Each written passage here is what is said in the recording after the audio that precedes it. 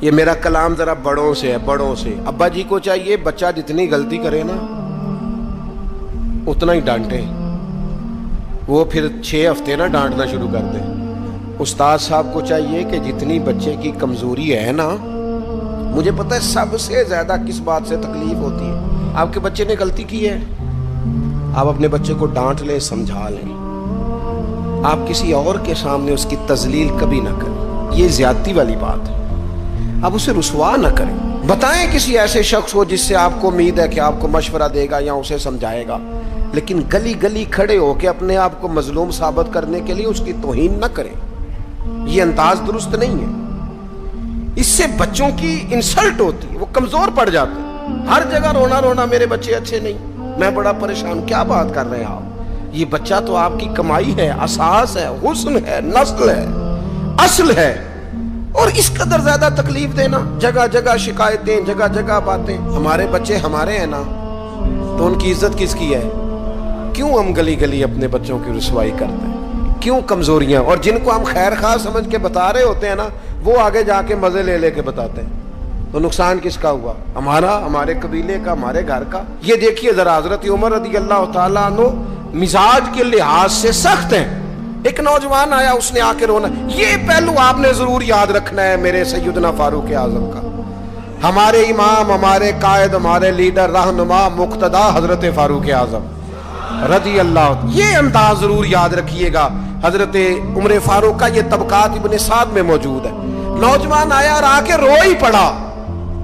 حضرت عمر نے اس کو روتے دیکھا تو فرمایا، بیٹا کیا ہوا؟ کہنے لگے، حضور فلاں علاقے کے فلاں گورنر صاحب کا مسئلہ ہے، حضور مجھ سے غلطی ہو گئی تھی، میں شراب پی بیٹھا تھا، انہوں نے مجھے درے بھی مارے ہیں، پھر انہوں نے لوگوں سے کہا اس کے ساتھ میل ملاپ چھوڑ دو، کوئی اس سے بات نہ کرے، حضور مجھ سے غلطی ہو گئی، میں مانتا ہوں، پر اتنی اذیت، اتنی تکلیف، جب مجھے سزا مل گئی، کوڑے لگ گئے، تو پھر یہ الگ سے جو سزائیں مجھے دی گئیں، یہ میں حضرت عمر کی بات کر رہا ہوں۔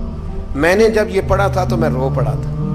حضرت فاروق اعظم نے اس نوجوان کی بات سنی، سنو میں کیا کہہ رہا ہوں، اس گناہگار کی بات سنی، اس گناہگار کی بات سنی تو حضرت عمر رو پڑے اور فرمایا، بلاؤ نا ان گورنر صاحب کو، وہ بھی بڑے سمجھدار، باوقار، بڑے آدمی تھے۔ بلایا اور بلا کے فرمایا، آپ کا اس جرم پر غصہ بالکل ٹھیک، لیکن آپ کو کس نے اجازت دی کہ آپ اسے اتنی تکلیف دیں؟ آپ نے کوڑے مار لیے جو سزا بنتی تھی، اور پھر آپ نے کیوں کر کے لوگوں سے کہا اس سے ملنا جلنا چھوڑ دیں؟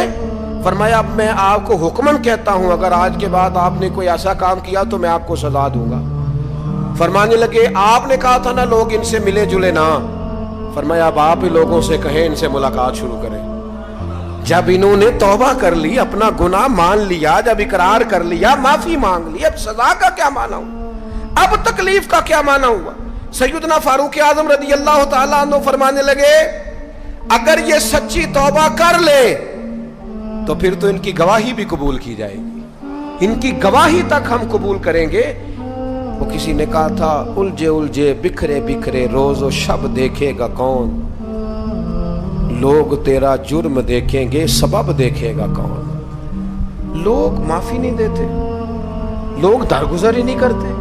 انسانوں سے غلطیاں ہو جاتی ہیں، لیکن اگر کسی نے توبہ کر لی، اور صحیح حدیث میں موجود ہے، نبی پاک علیہ السلام نے فرمایا، اگر کبھی کسی بندے سے کوئی گناہ ہو گیا پھر اس نے توبہ کر لی، اگر کسی نے اس بندے کو دوبارہ وہ گناہ یاد کرایا تو اللہ تعالیٰ اس بندے کو یاد کرانے والے کو سزا دے گا، مرنے سے پہلے پہلے اسے بھی اس گناہ میں مبتلا کر